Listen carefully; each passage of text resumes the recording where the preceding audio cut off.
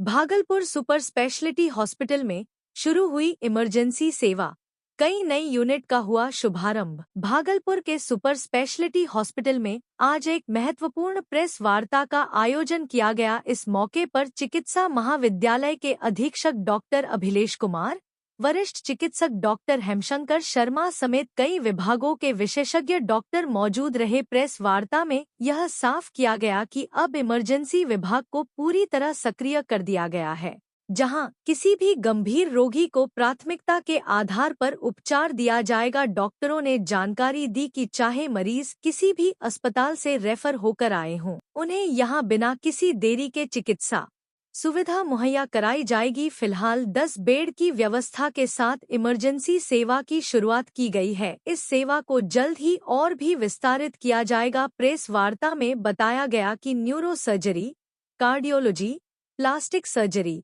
Methodology और urology जैसे विभागों की नई यूनिट्स की शुरुआत भी की जा रही है। न्यूरो सर्जरी विभाग के अंतर्गत डॉक्टर मानी और डॉक्टर पंकज की 2 यूनिटें प्रारंभ हो रही हैं। वहीं कार्डियोलॉजी और प्लास्टिक सर्जरी की यूनिटें भी मरीजों के लिए उपलब्ध होंगी। अस्पताल प्रशासन ने यह भी स्पष्ट किया कि फिलहाल यहां पर कैंसर का इलाज नहीं किया जाएगा, लेकिन अन्य सभी गंभीर बीमारियों के इलाज की पूर्ण सुविधा होगी। विशेष रूप से गंभीर मरीजों के लिए आईसीयू में 24 घंटे एक चिकित्सक की उपलब्धता सुनिश्चित की गई है, जिससे इमरजेंसी स्थिति में भी त्वरित चिकित्सा सहायता दी जा सके। यदि किसी कारणवश हॉस्पिटल में बेड की उपलब्धता समाप्त हो जाती है, तो रोगियों को मायागंज अस्पताल में रेफर किया जाएगा, ताकि किसी भी मरीज का इलाज बाधित न हो। यह पहल भागलपुर वासियों के लिए चिकित्सा क्षेत्र में एक बड़ी राहत लेकर आई है। सुपर स्पेशलिटी हॉस्पिटल की यह नई व्यवस्था मरीजों को बेहतर और त्वरित इलाज देने की दिशा में एक महत्वपूर्ण कदम मानी जा रही है।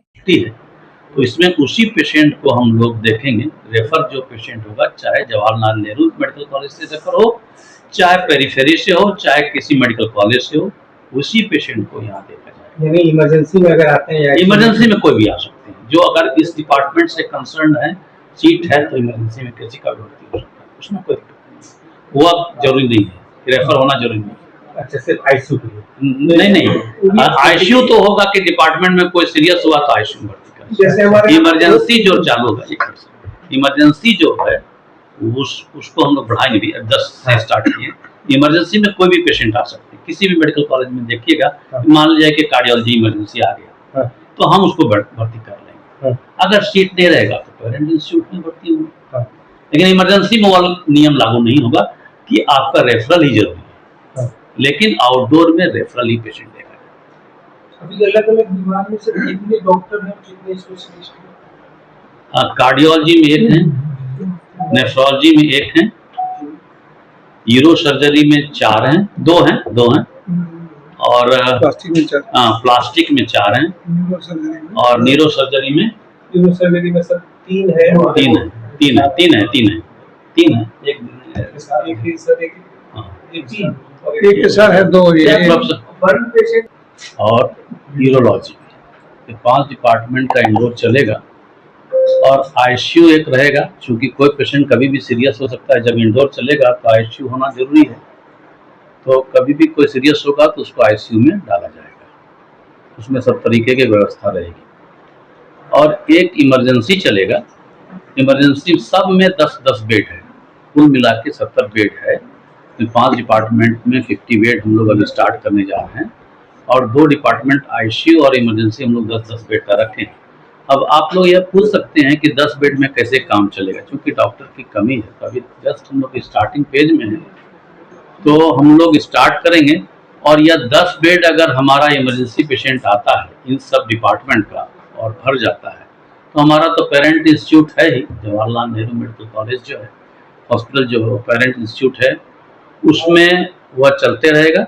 जो जैसे यहाँ सीट खाली होगा, वहाँ से यहाँ पेशेंट ट्रांसफर कर दिया जाएगा। 2 यूनिट अभी हम लोग स्टार्ट करने जा रहे हैं न्यूरो सर्जरी में, एक डॉक्टर मनी का, एक डॉक्टर पंकज का। 1 यूनिट प्लास्टिक सर्जरी का स्टार्ट होगा, 1 यूनिट कार्डियोलॉजी का स्टार्ट होगा, 1 यूनिट जो है नेफ्रोलॉजी का स्टार्ट होगा, और 1 यूनिट यूरोलॉजी का स्टार्ट होगा।